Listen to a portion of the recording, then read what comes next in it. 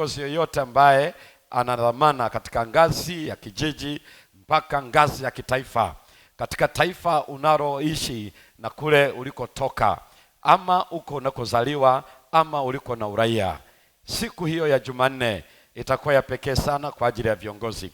Na nitawaeleza siku hiyo kwa nini nahitaji wewe na mimi tuombe kwa ajili yao, maana neno la Mungu itatueleza kwa nini tunahitaji kuzungumza na Mungu kwa ajili yao.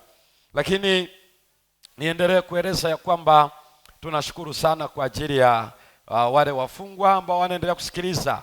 Najua sehemu mbalimbali na taarifa tunaendelea kuzipata, lakini Mungu awabariki sana. Hata wale wa kule Butimba ambao taratibu zinafanyika kwenu ninyi ambao mmeshajitoa kwa ajili ya ubatizo, zaidi ya watu 60 ambao mko kwenye gereza hilo, na naamini Mungu ataendelea kuwajalia. Tunashukuru sana kwa ajili ya uongozi na namna wanavyoendelea kushirikiana na uongozi wa kanisa kwa ajili ya utayari wa hao watu wa Mungu waweze kubatizwa. Lakini pia mkono wa Mara ambao tayari wako tayari, na hivi sio muda mrefu kadhalika nayo itafanyika, na magereza ambayo tumeendelea kupata taarifa hizo, kama nilivyowajulisha ya kwamba tunafikiri na tunaamini inawezekana kuwapatia Biblia kama ambavyo hata wao wenyewe wameomba hivyo. Lakini mpaka sasa tuna jumla ya Biblia zisizozidi 16 yenye thamani ya shilingi 240,000 kwa kila mmoja ni shilingi 15,000 fedha za Kitanzania. Kwa hivyo ikiwa bado utaweza kutoa, tutaweza kufikia idadi hiyo ya watu wa Mungu ambao wanahitaji Biblia wakiwa katika maeneo hayo niliyowatajieni. Lakini tunashukuru sana katika taasisi za elimu mbalimbali pale University of Arusha. Mungu awabariki sana kwa kuendelea kuketi na kusikiliza neno la Bwana. Mungu awabariki sana University of Arusha. Lakini pia taasisi ya Ben Carson Primary School ambako nimepewa taarifa kwa mkuu wa shule ambao vijana wa darasa la 7 wapatao 12 tayari wamejitoa kwa ajili ya ubatizo, na mazungumzo yanaendelea na wazazi wao. Naamini Mungu atawajalieni ili na wao waweze kufanya kila ambacho Mungu amewajalia kuweza kuitikia. Vituo mbalimbali, wengine wako kule Singida ndani kabisa. Nilizungumza na mtu wa Mungu asubuhi ya leo, yuko kule mbali kabisa Singida vijijini. Yaani kutoka alipo kwenda kwenye kituo ni mwendo wa bodaboda kwa shilingi 3,000. Kwa hiyo kwenda na kurudi anatumia 6,000 kila siku. Lakini yule mpendo aliyeweka kile chombo pale, ambaye watu wanaketi wanasikiliza, ni sehemu tu ya wengi wanaofanya hivyo. Mungu awabariki sana. Na sehemu mbalimbali bado taarifa tunazipokea, watu wanatoa vyombo mbalimbali, wanatoa TV, wanatoa vingamuzi, wanatoa generator, wanatoa kumbi, wanatoa vitu kwa ajili ya kuona ya kwamba watu wa Mungu wanapokea matangazo hayo. Mungu awabariki sana. Naendelea kutia moyo kwa ajili ya huduma mbalimbali ambazo tunahitaji kuwafikia wanaohitaji kule kwenye vituo na eneo kule. Uongozi wenye kuweka kile kituo watakuwa wameweka chombo mahali fulani, na wao watafanya huduma hiyo na watawapatieni taarifa ninyi, lakini pia watatujulisha na sisi. Tunasubiri kusikia namna mnavyofanya kupitia uwepo wenu na kugusa mahitaji ya watu katika jamii mnayoishi na hata huku kadhalika. Mungu atubariki sana. Na jioni ya leo karibuni sana kwa kusikiliza neno la Bwana. Neno la Bwana jioni ya pekee ambalo lina somo linalosema nyayo za ufalme sehemu ya pili.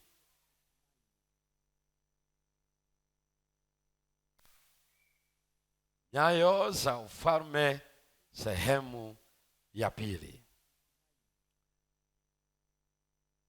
Kabla hatujaendelea, tufumbe macho tuweze kuomba. Asante Mungu wetu, asante kwa neno lako. Unapokwenda kutubariki kwa uwepo wako, ukitenda mapenzi yako ndani ya kila moyo wa mtazamaji na msikilizaji, au tusaidie kuitikia katika jina la Yesu, amina. Jana tuliweza kuona jambo la pekee ya kwamba ufalme wa Mungu ilikuwa ndio ajenda ya Yohana Mbatizaji na mahubiri yake yote. lakini ndio ilikuwa ajenda ya Yesu Kristo katika kufundisha na kuhubiri kote, na ilikuwa ni ajenda baada ya kufuka kwake. Ndani ya zile siku 40 ilikuwa ni ajenda yake.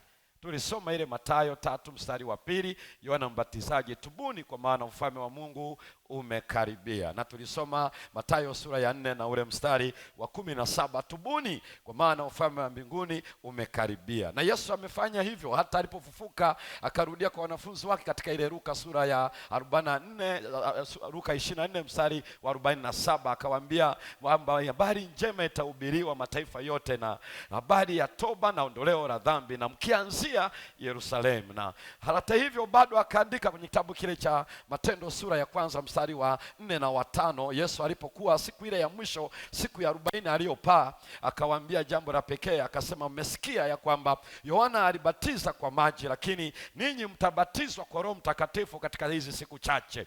Na hiyo ndio inafanyika ndani ya siku ile aliyopaa, na siku ya kuja kwa Roho Mtakatifu ilikuwa ni siku 10. Kwa hiyo alipokuwa anasema siku hizi chache mtabatizwa, kuja kwa Roho Mtakatifu ni ubatizo kwa mujibu wa Yesu Kristo, atawabatiza kwa Roho Mtakatifu. Na ndivyo alivyosema mtumishi wa Bwana huyu Yohana Mbatizaji, mimi nawabatiza kwa maji, lakini anayekuja nyuma yangu ana nguvu kuliko mimi, atawabatiza kwa Roho Mtakatifu. Na ile siku ya 50 tangu fuka kwake, tangu kutikisa mganda, ile siku ya Jumapili, siku ya kwanza ya juma, siku ya Pentekoste, siku ambayo Roho Mtakatifu alikuja, na Biblia inaeleza wote wakajazwa Roho Mtakatifu, wakaanza kunena kwa kadri Roho alivyowajalia.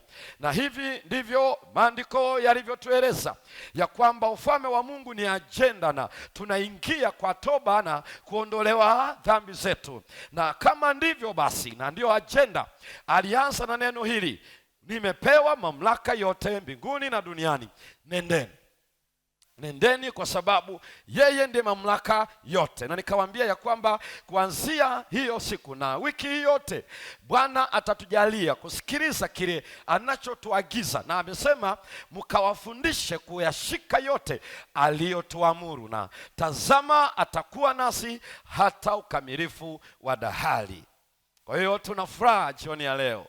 Kwa nini? Kwa sababu maandiko yalisema ya katika ile Mathayo sura ya 24 ule mstari wa 3, wakati anaulizwa tuambie kuja kwako itakuwaje, lini kuja kwako, lini dalili za mwisho wa dunia, na lini mambo haya yatafanyika lini?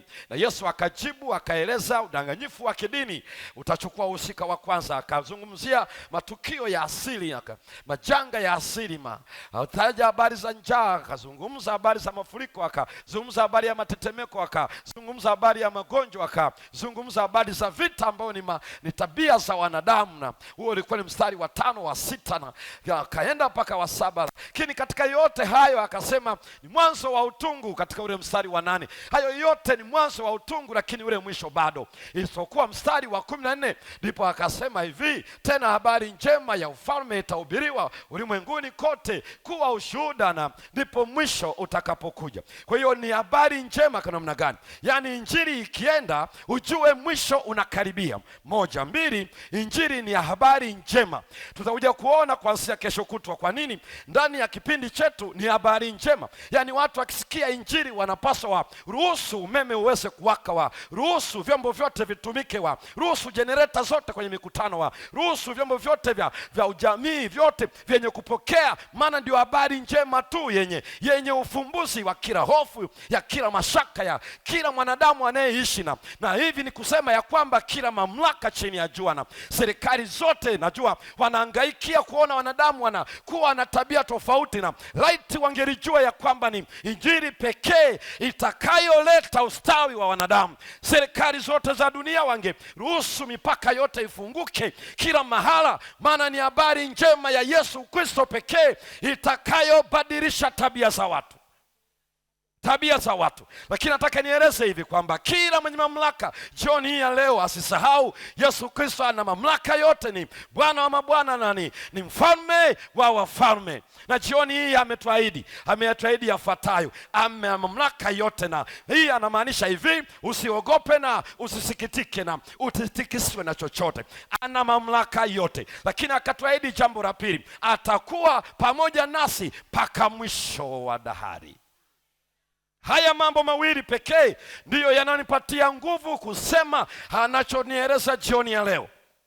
Na jioni ya leo, sehemu ya pili, nyayo za ufalme. Nyayo za ufalme. Sasa angalia katika yote hayo kwenye skrini. Kuna maneno ambayo nimezungumza tayari kwenye Mathayo 24 mstari wa 8. Yaani hayo mengine yote unayoona, njaa, vita na nini, hayo ni mwanzo wa utungu. Na niliwaambia kwamba utungu unaotajwa pale ni katika mchakato wa kuleta mtoto duniani. Kwa hiyo ule utungu anaopitia mama katika hatua ya kujifungua, huo ndio unaotajwa pale. Na kwa bahati mbaya wakazi wa dunia wanaweweseka wakati bado ni utungu. Najua mara nyingi wanaopata hatua hiyo ya kuhangaika wakati ni utungu tu, mwanzo wa utungu huwa ni ile mimba ya kwanza. Maana wakati huo mama huwa hajui zaidi kwa hivyo akipata shida tu ameshakimbia mahala, ameshachukua kila kitu na nepi na ameshajipanga, huyo yuko hospitalini wodini. Na tunashauri na tunashauriwa kwamba aangalie kadri inavyoendelea mpaka hatua zake za mwisho. Lakini unapofika wodini unakutana na wale wataalamu walioko pale, anakuambia sikiliza mama, subiri, wewe bado. Mama anasema hapana, nasikia utungu. Na anamwambia sikiliza, bado, huu ni mwanzo tu wa utungu, tuliza mpira. Mama anasema nitulizeje? Na kuna wengine mpaka anakaa siku, anakaa ya pili, anakaa mwisho anasema ngoja nirudi nyumbani tena. Kwa hiyo ina maana ya kwamba, lakini wale ambao wana mimba kadhaa halafu wameshapitia uzoefu kadhaa, pamoja na kwamba kila ujauzito una sifa zake, angalau wanajua sasa hivi anapambana nao tu. Wala hata hawezi kukwambia wewe mwanaume unaona kama hayuko sawa, lakini anasema yuko vizuri. Lakini akikwambia twende hospitalini, ina maana haitachukua muda mrefu. Lakini yule anayechukua mimba na anakwenda kuzaa mara ya kwanza, yani akisikia tu wamepambazuka. Yesu anasema vita, Yesu anasema matetemeko, Yesu anasema njaa, Yesu anasema magonjwa. Anayaita hivi mwanzo wa utungu, tuliza mpira, saa bado. Wewe ukiona watu wanachangamkia vita, karibu Yesu anakuja, wanachangamkia matetemeko, wanachangamkia Yesu anasema mwanzo wa utungu huo ni mwanzo, usibabaike. Maana kuja kwake hakuletwi na hayo, kunaletwa na habari njema, itahubiriwa ulimwenguni kote. Na hapo ndipo mwisho. Injili ndio inaoleta mwisho. Hii tunavyoendelea nayo jioni ya leo inatusogeza karibu na mwisho. Hivyo hii inamaanisha nini? Katika ile Marko 13 mstari wa 10 Yesu alisema maneno haya, na hapa na nukuu: na sharti injili ihubiriwe kwanza katika mataifa yote. Kwanza ni sharti, ni lazima injili ihubiriwe. Lakini Paulo pia akaandika Wakorinto ya kwanza ile sura ya 9 mstari wa 16, anawaandikia Wakorinto anasema hivi, na hapa na nukuu: maana ijapokuwa naihubiri injili sina la kujisifia, maana nimewekewa sharti, tena ole wangu nisipohubiri injili. Yaani kuhubiri injili ni sharti, na Mungu ametuita, aliweka sharti kwa wanafunzi na aliweka sharti kwa Paulo, ameweka sharti kwa kila watumishi wa Bwana. Hii inamaanisha nini basi? Ina maana Paulo anasema ole wetu tusipohubiri injili, kwa sababu ndio tu habari njema, ndio tiba, ndio matibabu ya mwanadamu, na ndio inayoleta mwisho. Na Yesu ametuagiza, na ni ole kama tutahubiri, kwa sababu nilisema jana itakuwa ni usaliti wa agizo lake, maana ni sharti. Ndio maana nikasema ya kwamba kwa maneno hayo ninawajibika, na ni ole wangu nisipoeleza habari njema.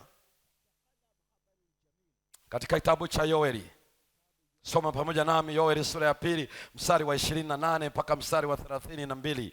Sikiliza mtumishi wa Bwana Yoeli, Agano la Kale, miaka mingi sana, lakini angalia alichoelekezwa na Bwana, na hapa na nukuu: hata itakuwa baada ya hayo ya kwamba nitamimina roho yangu juu ya wote wenye mwili, na wana wenu waume kwa wake watatabiri, wazee wenu wataota ndoto, na vijana wenu wataona maono. Tena juu ya watumishi wenu wanaume kwa wanawake, katika siku zile nitamimina roho yangu, nami nitaonyesha mambo ya ajabu katika mbingu na katika dunia. Angalia anayoonyesha, na damu na moto na minara ya moshi. Kisha akasema jua litageuzwa kuwa giza na mwezi kuwa damu, kabla haijaja hiyo siku ya Bwana iliyokuu na itishayo.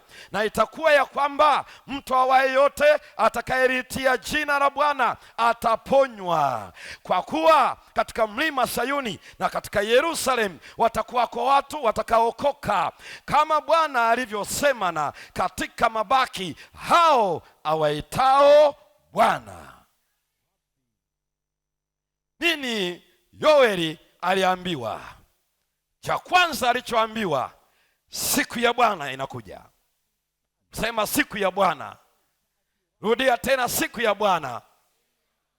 Hiyo ndio Yoeli aliyosema, siku ya Bwana inakuja. Jambo la pili akasema, nitamimina roho yangu. Anazungumzia nitamimina Roho Mtakatifu. Nitamimina, kumimina maana yake katika wingi, atamwaga kwa wingi.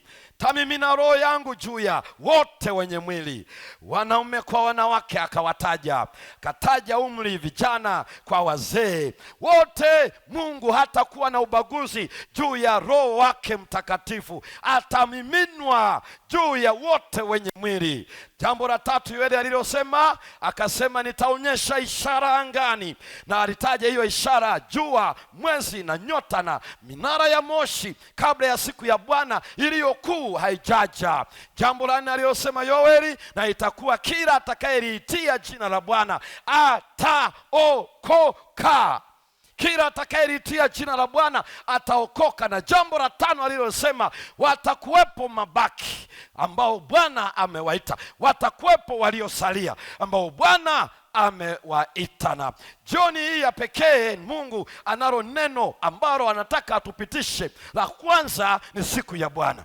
Yoeli anasema siku ya Bwana nini? Na unajua manabii wameitaja siku ya Bwana, hilo neno limerudiwa mara 22 katika Agano la Kale na Agano Jipya. Siku ya Bwana, siku ya Bwana, na limetajwa katika mafungu 21, na fungu moja katika hayo ndio limeirudia mara 2, siku ya Bwana mara 2, lakini mafungu jumla yako 21, lakini neno lenyewe limetajwa mara 22. Na wanapozungumza siku ya Bwana, wote wanaoieleza wanaelezea siku ya Bwana kwa namna ya ajabu sana. Wanaelezea siku ya Bwana kwa maana ni ipi hiyo? Wanaelezea ni inahusu nini? Basi angalia Petro ya pili sura ya 3 na ule mstari wa 10. Soma pamoja nami. Lakini siku ya Bwana inakuja kama mwivi. Katika siku hiyo mbingu zitatoweka kwa mshindo mkuu, na viumbe vya asili vitaunguzwa na kufumuliwa, na nchi na kazi zilizomo ndani yake zitateketea. Mtu asikwambie hiyo siku ya Bwana imeshakuja, kwa sababu Biblia inasema hiyo siku ikija, yafuatayo yatafanyika. Moja, ile siku ya Bwana itaathiri mbingu. Kwa nini? Biblia inaeleza ya kwamba mbingu zitatoweka kwa mshindo mkuu. Anazungumzia vyote vilivyo angani vitatikiswa vyote, na vitatoweka kwa mshindo. Yaani sio kwamba kimya kimya, ni kishindo kitakachotokea. Kwa hiyo mtu akikwambia Bwana ameshakuja, si kweli, maana siku ya Bwana inakuja na vitu hivi, kishindo, na itatoweka mbingu kwa mshindo mkuu. Jambo la pili, ndio maana nasema siku ya Bwana inaathiri mbingu. Jambo la pili, Biblia inaeleza itaathiri viumbe vya asili. Amesema hivi, siku hiyo ikija, viumbe vya asili vitafanywa mambo yafuatayo. Moja, vitaunguzwa. Maana yake ile siku inaambatana na moto, na Biblia inaeleza vizuri. Tuende tu ndani ya juma utakuja kuelewa. Siku hiyo lazima viumbe vyote vya asili vitateketea, vitaunguzwa na vitafumuliwa. Maneno hayo mawili, kuteketea na kufumua, siku ya Bwana ikija. Jambo la tatu, siku ya Bwana itaathiri nchi na kazi zilizomo. Ameeleza hivi, na nchi na kazi zilizomo ndani yake zitateketea. Ndio maana wale ambao Ibilisi anatudanganya ya kwamba ukijenga orofa nzuri tutakaa humo siku Yesu akija, hawajaelewa. Hakuna kazi yoyote ya mwanadamu ya ujenzi wa madaraja, flyover za Mfugale, kila ulicho nacho, magorofa yaliyojengwa, siku ya Bwana itakapotikisa mbingu, itatikisa kazi ya mwanadamu. Kila kitu kitakuwa flat, kila jengo litakuwa chini. Hacha habari ya ardhi, maana ile tetemeko tu inayofanya. Lakini siku Yesu akija, kila kitu kitakwenda chini. Na unajua hata wakati wa gharika, kabla maji yenyewe hayajajaa kwenda juu, wanadamu walishuhudia kazi za mikono yao ndio zilizoanza kushughulikiwa, wakati Mungu bado hajazimeza kwa maji. Na kabla Yesu hajaonekana, siku hiyo Biblia inaeleza ya kwamba kazi za mwanadamu alizozitengeneza, alizojivunia, zitateketea, zitafumuliwa na zitateketea. Kazi zote za wanadamu, hakuna kitakachosalia juu ya dunia kilichojengwa na mwanadamu. Kwanza viumbe vya asili vitafumuliwa na kuteketezwa. Mbingu zitatowekwa kwa mshindo mkuu.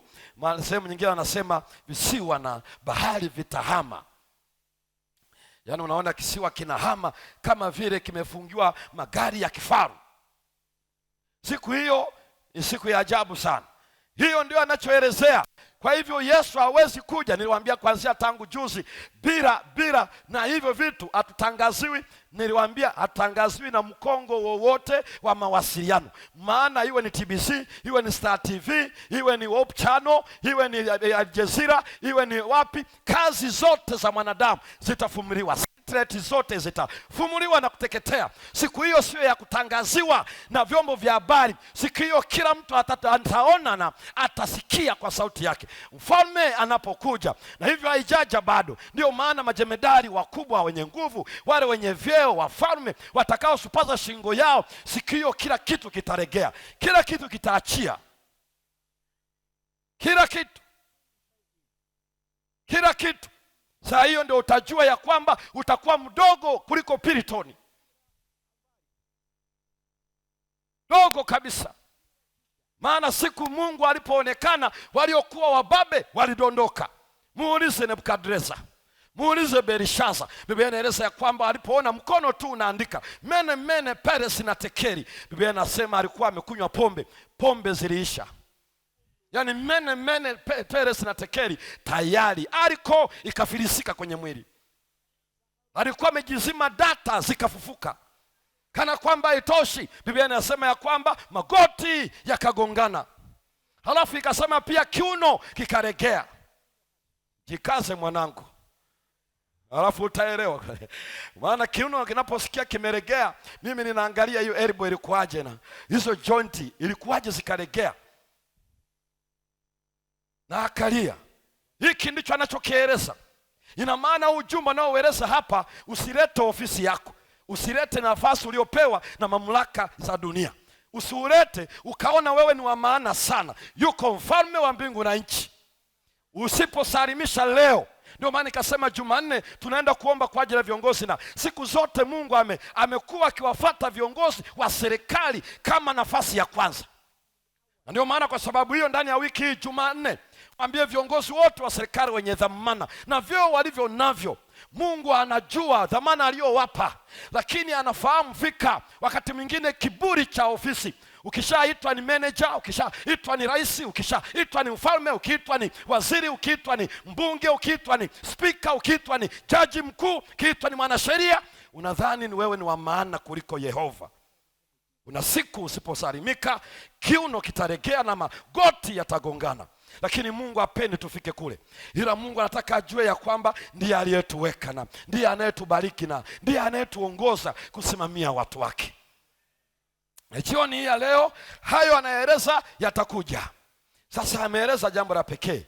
Amesema Roho Mtakatifu. Yoeli alisema siku ya Bwana kabla haijaja Roho Mtakatifu atamwagwa. Yaani angalia vile Mungu anavyofanya mambo. Wakati siku ya Bwana amesema hivi, atamwaga Roho Mtakatifu. Ndio maana narudi kwenu, narudi kwetu kila mmoja. Wale wanaofikiri Roho Mtakatifu ni dhamana kwa ajili yake mwenyewe, ni kwa ajili ya mhubiri, ni kwa ajili ya mchungaji, ni kwa ajili ya askofu, ni kwa ajili ya nani? Si kweli. Mungu ameahidi kumwaga Roho Mtakatifu kwa wote wenye mwili. Mtu asikubabaishe ya kwamba Roho Mtakatifu atakuwa na moja na moja na mbili na mbili na tatu na tatu, wengine sie ni wa kuangaliaga tu. Si kweli. Biblia inasema atamwaga Roho Mtakatifu kwa wote wenye mwili.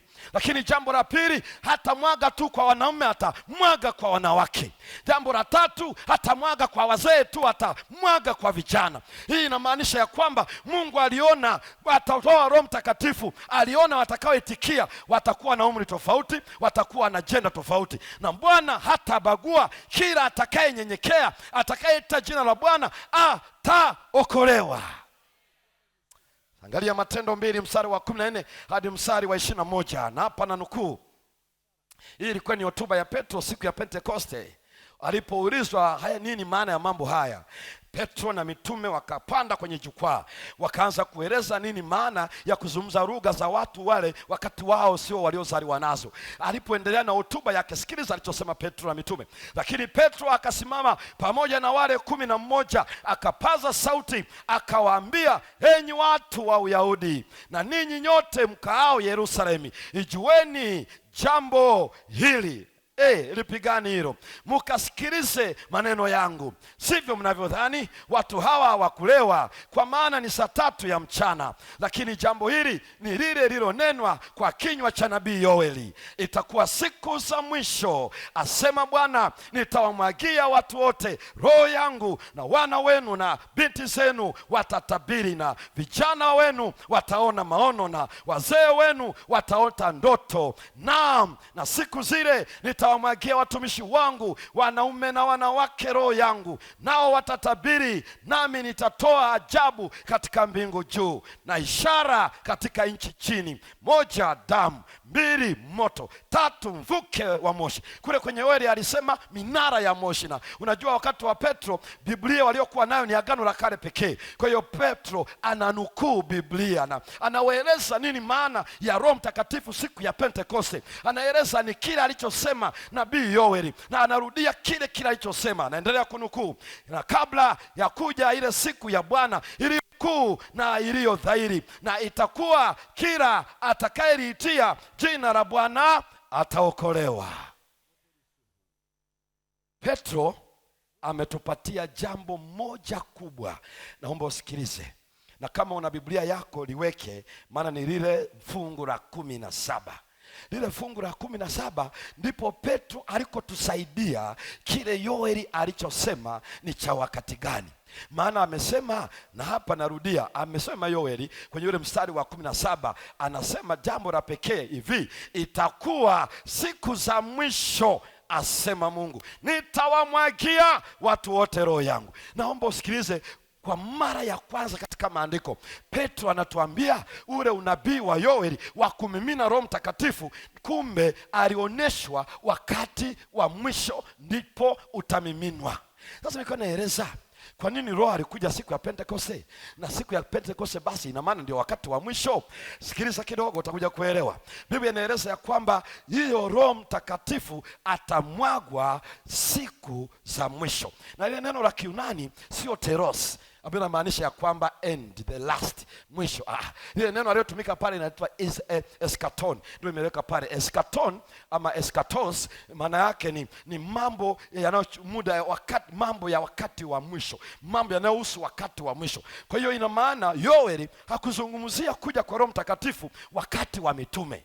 Na unajuaje mchungaji? Subiri tu kidogo. Ila Petro alieleza tu kuja kwa Roho Mtakatifu kunavyohusiana na Yesu kuketi katika kwa mkono wa kuume. Ndio maana hotuba yake alipotoka tu kwa Yoeli akawasafirisha mpaka juu mbinguni, Yesu ameketi mkono wa kuume. Kwa hiyo siku ile ya Pentekoste ilikuwa tu ni kuambia wanadamu Yesu ni nani saa hii. Alikuwa mwana kondoo, lakini sasa yeye ni mfalme na ameketi ili awape Israeli toba. Na ndivyo alivyorudia kwenye ile Matendo sura ile ya 5 na mstari wa 32, awape toba Israeli na msamaha wa dhambi. Maana yeye ni Mwokozi na yeye ni mkuu, mfalme na Mwokozi. Kwa hiyo yeye alikuwa anaunganisha kuja kwa Roho Mtakatifu na ujumbe wa Yoeli kwa uso wa Roho Mtakatifu, kwamba anatujulisha Yesu ameketi, Yesu ni mfalme, Yesu ni kuhani mkuu, atupatie toba na msamaha wa dhambi. Lakini hakuwa anamaanisha ujumbe wa Yoeli wa kuja kwa Roho Mtakatifu kwa wingi eti ni kipindi chao. Maana amesema mstari wa 17, hiyo itafanyika siku za mwisho. Eschaton hemeras, Hilo neno ambalo ni eschates hemeras, amemaanisha siku za mwisho. Hiyo ndio atamwaga. Swali kwangu na kwako ni hili, tunapaswa tujue siku za mwisho ni zipi. Sasa ikifika hapo, siku ama wakati wa mwisho ama siku za mwisho imetajwa mara 12 katika Biblia. Mara 12 siku za mwisho, Agano la Kale na Agano Jipya. Tunalazimika kwenda hapo ili kufahamu muda ambao Yoeli alijulishwa na Mungu kwamba Roho Mtakatifu atamwagwa kwa wingi kwa wanaume na wanawake, vijana na wazee. Sasa ili tujue wakati wa mwisho, yako mafungu mengi mno. Mimi ninakwenda uangalie kila ambacho Biblia inachoeleza. Sasa tunakwenda kuona wakati wa mwisho ni hasa unaanza lini. Fungua pamoja nami katika Danieli sura ile ya 12. Kwa hakika Danieli ametaja mara nyingi sana. Ametaja kwenye Danieli sura ya 7, ametaja kwenye Danieli sura ya 8, ametaja kwenye Danieli sura ya 10, ametaja kwenye Danieli sura ya 12, na kwenye sura ya 12 amelitaja mara 2, karibu mara 3. Na sasa angalia yanayobaki mengine utayaona kwa manabii wengine na utaona Agano Jipya. Sasa hebu angalia kitu hiki ambacho Biblia inachokieleza wakati wa mwisho katika Danieli sura ya 12 mstari wa 4, halafu taruka nisome mstari wa 6 hadi wa 10. Lakini wewe Danieli, yafunge maneno haya, ukakitie muhuri kitabu hata wakati wa mwisho. Wakati wa mwisho wengi wataenda mbio uko na maarifa yataongezeka. Mstari wa 6 hadi wa 10. Na mmoja akamuuliza yule mtu aliyevikwa nguo za kitani aliyekuwa juu ya maji ya mto, je, itakuwa muda wa miaka mingapi hata mwisho wa mambo haya ya ajabu? Nami nikamsikia yule mtu aliyevikwa nguo za kitani aliyekuwa juu ya maji ya mto, hapo alipoinua mkono wake wa kuume na mkono wake wa kushoto kuelekea mbinguni, akaapa kwa yeye aliye hai milele na milele ya kwamba itakuwa wakati na nyakati 2 na nusu wakati, tena watakapokuwa wamekwisha kuvunja nguvu za hao watu watakatifu, ndipo mambo hayo yote yatakapotimizwa. Nami nikasikia, lakini sikuelewa. Ndipo nikasema, Bwana wangu, mwisho wa mambo haya utakuwaje? Akasema, nenda zako Danieli, maana maneno haya yamefungwa na kutiwa muhuri hata wakati wa mwisho. Yamefungwa na kutiwa muhuri hata wakati wa mwisho. Wengi watajitakasa na kujifanya weupe na kusafika, bali wabaya watatenda mabaya, wala hataelewa mtu mbaya wa yote, bali wao walio na hekima ndiyo watakaoelewa. Katika Danieli sura ya 12 ule mstari wa 4 unasema wakati wa mwisho, na ile Danieli sura ya 12 mstari wa 7 mpaka wa 9 imerudia wakati wa mwisho. Ila akatueleza hivi, ule wakati wa mwisho ni kipindi cha maarifa yataongezeka. Sikiliza, jambo la pili ni baada ya wakati, nyakati 2 na nusu wakati. 3 ni baada ya kuvunja nguvu za watakatifu. Kwa hiyo haya mambo yatatusaidia kujua wakati wa mwisho unaanza, una mambo yapi? Maarifa yataongezeka. Lakini wakati wa mwisho una nini? Ni baada ya kipindi cha wakati, nyakati 2 na nusu wakati. Wakati wa mwisho unaanza muda gani? Baada ya kuvunja nguvu za watakatifu. Sasa ili tuweze kuelewa, ili tujue wakati wa mwisho unaanza lini, tayari tumeshapewa kipindi cha wakati cha kutusaidia kuelewa. Lakini kipindi cha wakati tumepewa ni wakati na nyakati 2 na nusu wakati. Sasa ametuambia hivi, sikiliza, katika ile Danieli sura ya 7 mstari wa 25 nimeambia kwamba amekitaja kile kipindi cha wakati, nyakati 2 nusu wakati. Na hapa na nukuu ile Danieli 7 mstari wa 25, naye atanena maneno ya kinyume chake na aliye juu. Aliye juu imeanza kwa herufi kubwa A. Usisahau hiyo inamaanisha kwa Mungu mwenyewe. Atanena kinyume chake na aliye juu, naye atawadhoofisha watakatifu wake aliye juu. Kwenye ile Danieli 12 alisema atavunja nguvu za watakatifu. Kwenye Danieli sura ya 7 atawadhoofisha watakatifu wake aliye juu, naye ataazimu kubadili majira na sheria, nao watatiwa mikononi mwake kwa wakati, nyakati 2 na nusu wakati. Danieli sura ya 7 inazungumzia mamlaka inayotajwa ya pembe ndogo. Kwa hakika ile Danieli aliona njozi ya wanyama 7 wanatokea baharini wa namna tofauti. Wa kwanza alikuwa mfano wa simba, wa pili alikuwa mfano wa dubu, wa tatu alikuwa mfano wa chui, na wa 4 alikuwa mnyama wa kutisha. Danieli alikosa hata namna ya amfananishe na nini. Lakini kwa kuwa kule siendi sana, sikiliza, kwenye mnyama wa kutisha alikuwa na pembe 10 na alikuwa na vichwa 7 na alikuwa na meno ya chuma na makucha ya shaba. Kilichomshangaza Danieli, huyu mnyama wa kutisha alikuwa tofauti na wengine. Yaani alikula kwa meno yake ya chuma na kanyaga mabaki kwa nani ya shaba. Yani alitisha mpaka Danieli alitetemeka. Wakati anaangalia vile, aliona zile pembe 10, akaona pembe moja ikaja, na ile pembe wakati inakuwa ikadondosha pembe 3. Halafu akatueleza ile pembe ilikuwa na sifa zifuatazo: ilikuwa ina macho, ilikuwa ina kinywa kilichonena makufuru, na ilikuwa bahati mbaya sana haina masikio. Maana yake haisikii, lakini inaona. Biblia inapotaja macho, ndio maana manabii walikuwa wanaitwa waonaji. Waonaji na wanaojua mapenzi ya Bwana. Mungu aliwajulisha watu hao. Ina maana hii pembe inafahamu kabisa mapenzi ya Mungu, na hii pembe ina kinywa, kwa maana ina mamlaka na inanena kinyume cha Mungu aliyoko juu. Ila kitu kimoja ambacho Biblia haikutueleza, haisemi ina masikio, na kwa kuwa haina masikio haisikii. Ninachoeleza hapa ni kwamba wewe tu ndio una masikio, lakini hii pembe haina masikio. Usitazamie itasikia. Haina masikio, hata ya kuchonga haina.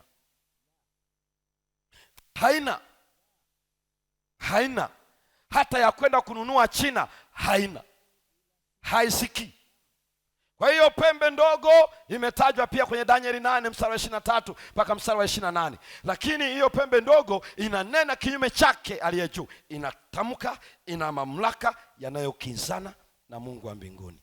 3, inawatesa watakatifu. Kwenye Danieli 12 ilisema itavunja nguvu za watakatifu. Kwenye Danieli sura ya 7 mstari wa 25 atawadhoofisha watakatifu wake aliye juu. Kwa hiyo hii pembe inatesa watakatifu. Kwa hiyo usifikiri ni mnyama kama mnyama. Maana ni mnyama gani anayetesa watakatifu? Halafu mnyama anayezungumza kinyume na muumbaji aliyeumba mnyama. Lazima akili yako ihame kwenye wanyama, simba, twiga, tembo na nini. Ondoka kule, kwa sababu hii ni pembe ambayo ina macho, halafu ina ufahamu. Ina macho, ina ufahamu kujua mapenzi ya Mungu. Kwa hiyo hawezi kuwa mnyama. Lakini jambo la pili, inanena, ina mamlaka na halafu ilipokuwa inanena hivyo ni kinyume na Bwana. Lakini hii pembe inatesa watakatifu, na ninyi mnaelewa siku zote watakatifu hawakuteswa na wanyama. Watakatifu waliteswa na mamlaka na serikali za dunia. Ninawaambieni ya kwamba ndio maana Jumanne ninakwenda kuomba kwa ajili ya serikali za dunia na wale waliopewa dhamana na viongozi wa nchi, naam, hata wa taifa la Tanzania, kwa sababu wamepewa nafasi kubwa mno. Lakini wewe niwaambie ya kwamba yule mwenye pembe ndogo ambaye hana masikio lakini ana macho, lakini ana mdomo, ana mpango wa kutumia viongozi wa serikali za dunia, hata serikali ya Jamhuri ya Muungano wa Tanzania ana mpango wa kuwatumia. Ndio maana naenda kuomba na jioni ya leo. Sikiliza, watu wengi wanaona tu hapa, wanaona mambo yanayokuja, wanaona haki za wanadamu, wanaona habari za ushoga, wanaona habari za hiki, hawajui nini kimetokea. Ndio maana nikakwambia hivi, Biblia haitalinganishwa na kitabu chochote kwenye dunia. Ndiyo inayojua tulikotoka, na ndio inayotuambia wapi tulipo na wapi tunaelekea. Ni Biblia pekee. Ukiacha Biblia utabaki kwenye giza totoro. Giza peke yake. Na Biblia inaeleza ya kwamba watakatifu waliteswa na hii pembe. Na yeye ametueleza vizuri kwenye ule mstari wa 25, akasema zile pembe ulizoziona ni wafalme. Watakatifu waliteswa na tawala za dunia, na huko tunakoenda wako watakao tesa vile vile. Lakini wanatesaje wale? Siku zote Wakristo wameteseka mikononi mwa viongozi wa serikali. Nitawaambia kwa nini. Hata leo unachokiona leo, kwa nini interview inafanyika siku ya Sabato? Kwa nini vikao mbalimbali vya serikali na vyama vinaenda siku ya saba? Ndio maana ninataka niwaombee viongozi wa serikali. Iko giza mbele, iko giza. Na ni kwa nini viongozi pamoja na katiba ya Jamhuri ya Muungano wa Tanzania inayosema kila mtu ana dini na ana haki, lakini bado wenye dhamana katika mamlaka ya vyuo vikuu wanaweka mitihani waweke siku ya 7? Why? Nataka ndani ya juma hili mweze kuelewa inatokea wapi. Kuna nguvu ya ile pembe, na ile pembe imetesa watakatifu, imevunja nguvu za watakatifu, ili uweze kujua kwa nini niombee rais wangu wa Jamhuri ya Muungano wa Tanzania. Kwa nini muombee makamu wa rais? Kwa nini muombee waziri mkuu? Kwa nini? Namuombea na mawaziri wote, namuombea bunge, namuombea chombo cha sheria, kwa sababu tunakoenda kuna sheria nyingi za kimataifa zitakazorithiwa na mataifa, na ikiwemo na taifa langu la Tanzania. Vinginevyo wasikilize maneno haya ili wajiponye nafsi yao, maana mfalme wa wafalme ana habari njema kwa viongozi. Siku ya Jumanne mwambie kiongozi yoyote, na ninajua wanapambana watu wa Mungu, viongozi wote wanapambana mno. Hata wakati huo ushoga umelipuka hapa, nilimsikia kiongozi wangu anaeleza mpaka anasema, wazazi kumbatieni watoto wenu. Unaweza ukaona uchungu alio nao, na ninaelewa. Nakumbuka hata wakati wa hayati Magufuli alipokuwa anasema, jamani, sio kila misaada inatakia mambo mazuri, mingine inatuua. Unamuona anazungumza ni kama anataka kueleza, lakini pressure ilikuwa sio ndogo. Na nataka niwaambie kwamba viongozi wetu wako kwenye pressure kubwa, lakini kwambie, simamieni neno la Bwana. Bwana ana habari njema kwa viongozi wetu. Vinginevyo usipomsikia utawatesa wateule. Uwe ni mkuu wa gereza, utawatesa wateule. Uwe ni mkuu wa serikali, utawatesa watumishi wa Bwana. Iwe ni mahakama, una dhamana, utawatesa wateule, kwa sababu utajua ile pembe yenye kinywa isiyo na masikio iko nyuma yako. Ni kwa nini mambo haya tunayasema? Ninayasema kwa sababu wafundisheni kuyashika yote niliyowaamuru, na tazama, niko pamoja nanyi hata ukamilifu wa dahari. Nyuma ya nyayo zangu ziko nyayo ya Kristo. Ninayasema haya sio ya kwangu mimi. Mimi sikuwepo wakati Biblia inaandikwa, lakini yameandikwa yatufundishe, na ninayasema maadamu bado ni mchana. Unachoweza kufanya na mimi ni kuniua, lakini una cha ziada cha kufanya, kwa sababu hata ukiniua Yesu atanifufua. Una cha ziada kipi? Unanitishia nini? Unanishangaza kwa kipi? Ile habari njema ni hii, kama Mungu alimwokoa Nebukadreza, hawezi kukuokoa na wewe. Mungu ameokoa watu aliyejifanya mbabe Farao. Farao akatumbukia maji ya mto. Sikiliza ndugu, za maji ya ziwa bahari ile ya Shamu. Leo ukiona ile vikatuni na zile mikanda yaonyesha Musa wanavuka na wana wa Israeli, halafu na jeshi la Farao, wanakuonyesha Farao amebaki ng'ambo, halafu majeshi yake yanaingia. Si kweli. Alikufa Farao na majeshi yake yote. Farao hakubaki. Na Biblia imeeleza vizuri. Endelea kuhudhuria, utakuja kujua mambo ndani ya juma hili. Alikufa Farao alipofanya moyo wake kuwa mgumu. Moyo wangu, nina shauku kuona viongozi wa serikali ya Jamhuri ya Muungano wa Tanzania wasikia habari hizi. Kama ni ndugu yako nao na access ya kumweleza, muunganishe na mikutano hii. Sio lazima afike pale, kwa sababu ya atakuja na watu wengi, huenda watu wakapata shida kukaa kwa amani, maana kwa sababu ya dhamana wana ulinzi mkubwa, kwa sababu ya maamuzi makubwa wanayoyafanya wanaweza kudhurika, ndio maana wana ulinzi. Lakini hata nyumbani kwake, hata akiwa pale kwenye ofisi yake, hata akiwa pale Ikulu, muunganisha, aelewe mikutano hii, maana mwisho wa siku tutaenda kaburini, na yeye naye ataenda kaburini, na mwisho wa siku ile pembe ndogo itamsukuma ili aweze kusimamia kila ambacho sio cha neno la Bwana. Na kwa sababu wao ni mawakala wa Yesu Kristo, anataka wajue mfalme wa wafalme ana haja nao wakati wa mwisho. Hiki ndicho kinachoelezwa, ni kwa wakati, nyakati 2.5 wakati. Na kwa sababu hiyo, hii ni kipindi gani sasa? Wakati, nyakati 2.5 wakati. Hapo kwenye skrini naomba uandike. Hii kipindi cha wakati, nyakati 2.5 wakati kimetajwa mara kadhaa kwenye Danieli, lakini na kwenye Ufunuo. Ufunuo 12:14 anasema kwa wakati, nyakati 2 na nusu wakati watamlisha yule mwanamke mbali na joka. Mnakumbuka sura ya 12 ndio waweza kulikuwa kuna vita kati ya Mikaeli na joka. Sasa yule joka hakushinda, lakini akaenda afanye vita na uzao mwanamke waliosalia. Endelea kusikiliza, tutakuja kuangalia ni kitu gani kinaelezwa. Lakini hapa nataka uone tu ya kwamba yule mwanamke alienda nyikani waamulishe kule mara alipotengeneza Bwana kwa wakati, nyakati 2 na nusu wakati. Lakini pili, utaona kwenye Ufunuo 11 mstari wa 2 na ule Ufunuo 13 mstari wa 5 anazungumzia juu ya miezi 42. Na ni yule yule joka anamsukumizia, na ni huyo joka, na Biblia inaeleza kwenye Ufunuo hiyo ya kwamba ndani ya siku hizo atatesa watu wa Mungu kwa wakati cha kipindi cha wakati wa miezi 42. Ndio maana unaona kwenye Ufunuo 11 mstari wa 2, lakini Ufunuo 13 mstari wa 5 yule mnyama atawatesa watu kwa kipindi cha miezi 42. Sasa mimi nikupatie tu jambo hili la pekee, lakini ukienda Ufunuo 11 mstari wa 3 na Ufunuo 12 mstari wa 6 atamtesa yule mwanamke. Mwanamke atakimbilia jangwani kwa siku 1260. Kwa hiyo hiki ni kitu gani? Lile neno wakati ni neno la Kiaramaiki linaitwa Idan. Idan ina maana ya mwaka. Nisikilize vizuri, ina maana ya mwaka. Hilo neno Idan ina maana ya mwaka. Kwa hiyo kama wakati ni mwaka, nyakati 2 itakuwa miaka mingapi? Miaka mingapi? 2. Nusu wakati itakuwa ni nusu mwaka, ambao ni miezi mingapi? 6. Mwaka mmoja na miezi mingapi? 12. Kwa hiyo wakati miezi 12, nyakati 2 miaka 2 mara ya 12 20 ngapi? 24. Nusu wakati ni nusu mwaka, ambao ni miezi mingapi? 6. Kwa hiyo tuna 12 ya wakati, tuna 24 ya nyakati 2 na tuna miezi 6 ya nusu wakati. 12 ongeza 24 ni ngapi? 36. Ongeza nusu wakati miezi 6 inakuwa ngapi?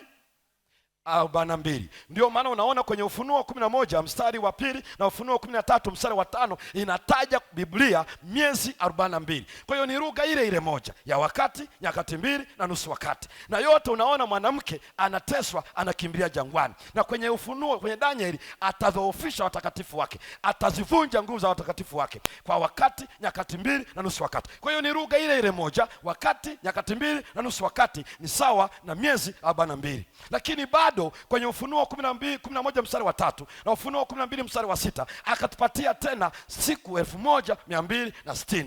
Sasa rudi kidogo hapa, ndipo itatofautiana na ile kalenda tunayotumia sisi ya Gregory. Kalenda ya Gregory ina miezi jumla ni 12, tuko sawa, lakini ina shida kwenye mwezi na siku zake. Ndio maana mwezi wa pili wakati fulani kwenye mwaka unakuta siku 28. Ukisikia mwezi mwaka ule mfupi, maana yake mwezi wa pili ni siku 28. Ule mwaka unaposikia ni mrefu, maana yake mwezi wa Aprili ni siku 29. Ndio maana mwaka mfupi siku 365 na robo, mwaka mrefu siku 366. Ndio maana yake. Lakini kwenye kalenda ya Kiebrania kila mwezi una siku 30. Hauna 31 wala hauna 29 wala hauna 28.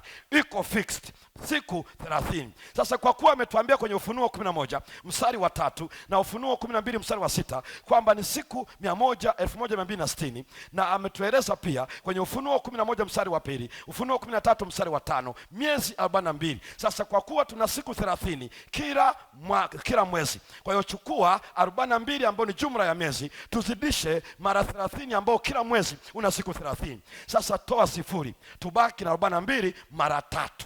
Ili sifanye 30, fanya 3. Usiniambie hesabu ulisomea wapi, ili mradi tu tumefika mwisho wa kitu. Haya, 42 2 mara 3 ni ngapi? 6. Iandike hapo 6. 4 mara 3 12. Kwa hiyo tuna 120 ngapi? Na 6. Haya, ongeza 0 tuliyoko tumeitoa. Umepata ngapi? Ninafanya hivyo maana watu wangu nafahamu hesabu inakataga ufahamu. Kwa hiyo ndio maana ninajihami nifanye tu kwamba iwe ni 3 iwe ni 2 mara 3 na 4 mara 3. Najua hiyo tutasogea vizuri. Alafu unasogeza 0 inakuwa 1200 na ngapi? na 60. Hiyo ndio anayosema kwenye Ufunuo 11 mstari wa 3 na Ufunuo 12 mstari wa 6. Kwa hiyo wakati, nyakati 2.5 wakati ni sawa na siku na miezi 42 na ni sawa na siku 1260. Lakini ukija katika hesabu ya Biblia ya unabii wake, siku moja ni mwaka mmoja kwenye Hesabu 14 mstari wa 34, Ezekieli 4 mstari wa 6. Kwa hiyo siku 1260 ni sawa na miaka 1260. Lakini mwanzo wake ni upi? Alituambia kwenye Danieli sura ya 7 mstari wa 24, naye atashusha wafalme watatu. Na hao wafalme watatu ni wapi? Na alituambia hizo wafalme, zile pembe, wafalme pembe 10 ni wafalme wale watatu. Sasa sikiliza kidogo. Hawa ni Wajerumani, Wafaransa, Itali, Uingereza, Hispania, Ureno, Uswisi, lakini yako matatu, hao ni 7. Hayo matatu mpaka leo kwenye ramani ya dunia hayapo. Wanaitwa Waheruli, wanaitwa Wavandali, wanaitwa Waostrogothi. Na nimeweka na miaka yake kwa sababu ndio miaka ambayo ile pembe ilishusha zile pembe tatu. Ile pembe yenye macho wakati inainuka ikashusha, Biblia inasema ilitazing'oa. Kung'oa maana yake shuka mpaka na mizizi. Na ni kweli mpaka leo Waheruli, Wavandali na Waostrogothi hawako kwenye ramani ya dunia. Wakati ule ambako mtu mmoja, kiongozi wa Rumi ya kale, wa serikali ya Rumi, akiwa na kiongozi wake Belisarius, jemedari wa vita, walipambana kwa kutiwa nguvu na kanisa la Rumi ya kale. Endelea tu kuja kidogo huko mbele utakuja kuelewa. Na ndipo wakapambana kweli kweli.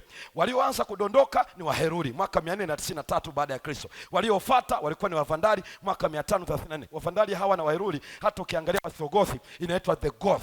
The Goth hawa ni walikuwa na waita ni ya kibabariki, mataifa ya sio wastaarabu, barbarians, barbaric tribes ambao walikuwa wanaitwa kama ni Germanic barbarians. Yaani migrate yametoka maeneo ya Germany kule, lakini hawa Wavandali walikuwa Afrika ya Kaskazini. Hata leo kwenye ramani ya Afrika Kaskazini hawapo kabisa Wavandali. Yaani waling'olewa. Walipofika mwaka wa 538 Waostrogothi walikuwa wa mwisho, na walipong'olewa tu kanisa la Kikristo, makao makuu ya Rumi, ikatamalaki serikali, ikatamalaki na dini, na ikawa ndio mwanzo wa kudhoofishwa kwa watakatifu, ikawa ndio mwanzo wa kuvunjwa kwa nguvu za watakatifu.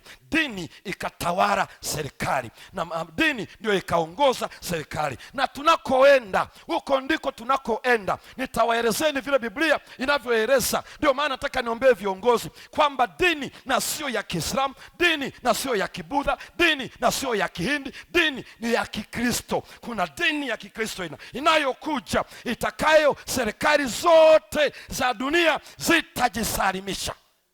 Biblia itatueleza na itaweka wazi. Kwa hiyo mwaka 538 baada ya Kristo, ukiweka wa miaka 1260 inakupeleka mpaka 1798, wakati wa mapinduzi ya Mfaransa Napoleon Bonaparte, na jemedari wa vita alikuwa anaitwa Bathia. Ndipo alipomkamata kiongozi wa dini ya Kikristo kule Rumi na akaenda kufia gerezani mwaka 1799. Ndipo kipindi hicho chote mambo yalipotendeka, na kwa sababu hiyo wakati wa mwisho Danieli aliambiwa na Gabrieli ni baada ya kuzivunja nguvu za watakatifu, baada ya mateso ya watakatifu, ni baada ya wakati, nyakati 2.5 wakati. Kwa hiyo kumbe wakati wa mwisho ulipofika mwaka 1798 ndipo wakati wa mwisho ukaanza. Na Danieli akasema ndani ya kipindi hicho wengi watajisafisha na kujitakasa na kujifanya weupe, ila waovu hawataelewa. Unaishi kipindi ambacho ni wakati wa mwisho kuanzia mwaka 1798. Hii ndio maana kusema ukweli huu nitapaswa ni useme. Wewe na mimi tuko kipindi cha wakati wa mwisho, na kama ni shauku yako, fumba macho pale ulipo tuweze kuzungumza na Bwana ili Mungu atujalie kuwa sawasawa, tujitakase, kujisafisha na kuwa weupe. Asante Yesu kwa kuwa umenena nasi. Tunaishi wakati wa mwisho, wakati wa kumiminwa kwa Roho Mtakatifu. Tusaidie kuitikia, tubariki katika jina la Yesu. Amina.